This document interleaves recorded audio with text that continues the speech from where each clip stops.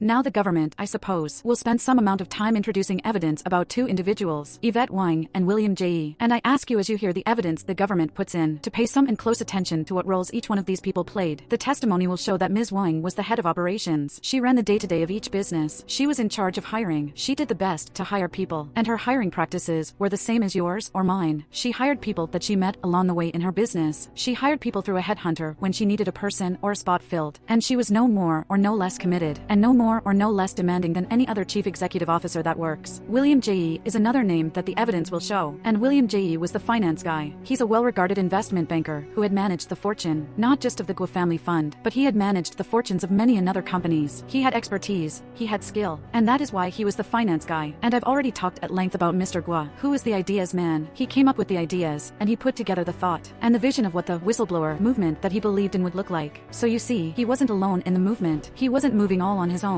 In fact, that's why it was called the whistleblower movement. The point of it was to have others join and participate. So what will the evidence show at the end of the day? The evidence will show that each one of these companies hired and had people working towards the existence of a real business. They believed, and Mr. Guo believed. Mr. Guo believed in this movement. So when the government lawyer asks you and tells you to believe that Mr. Guo defrauded the members of this movement, what the government is saying to you is that he intentionally misled supporters to steal money, the same money that they had given to the movement that he had devoted almost his entire life to, the movement for which he fled China, the movement for which he put up with being followed every day, the movement for which his phones were hacked, the movement for which his wife and his daughter sat in prison for 2 years, and the movement for which he was not allowed to leave and travel outside the United States, the movement for which he risked his very existence. That's what they're saying he set out to harm. They're saying that he set out to harm the very thing that was almost an extension, a symbiotic extension of who he was. And he did all of that, even though he had a fortune from a family fund that allowed him to live in luxury. What the government is asking you to believe is not just illogical, it defies common sense.